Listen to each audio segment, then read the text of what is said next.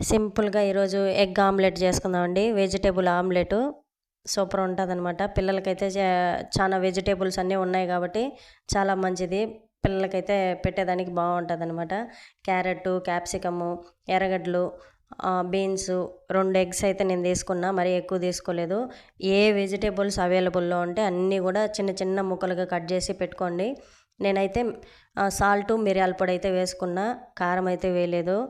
కారం కనుక కావాలంటే పచ్చిమిరకాయలు అయితే చిన్న చిన్న ముక్కలుగా కట్ చేసి వేసుకోండి, లేకపోతే చిల్లీ ఫ్లేక్స్ కూడా వేసుకోవచ్చు. నేనైతే 2 ఎగ్స్ తీసుకున్నా, సాల్ట్ మిరియాల పొడి మాత్రమే వేసుకున్నానండి, ఇంకేమైతే వేయలేదు. ఎక్కువ వెజిటేబుల్స్ తీసుకున్నా, తక్కువ కోడిగుడ్లు 2 కోడిగుడ్లు తీసుకున్నా, ఎక్కువ తీసుకోలేదు.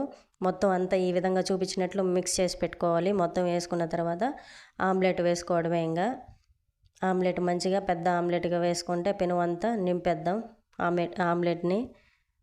ఈ విధంగా చేసుకుంటే చాలా బాగుంటుంది. ఈ విధంగా ఒకసారి పిల్లలకి చేసి పెట్టండి, చాలా బాగుంటుంది, ఇష్టంగా తింటారనమాట. వెజిటేబుల్స్ అయితే మనం కూర చేస్తే తినేదానికి తినరు పిల్లలు. ఈ విధంగా ఆమ్లెట్ లాగా చేసిస్తే పిజ్జా లాగా అనుకొని తినేస్తారనమాట. చాలా బాగుంటుంది. ఒకసారి సైడ్కి కాలిపోయిన తర్వాత మరో సైడ్ తిప్పించుకుందాము, అంతే. నా వీడియో కనుక మీకు నచ్చినట్లయితే లైక్ చేసి సబ్స్క్రైబ్ చేసుకోండి. Thank you for watching. Thank you so much అండి.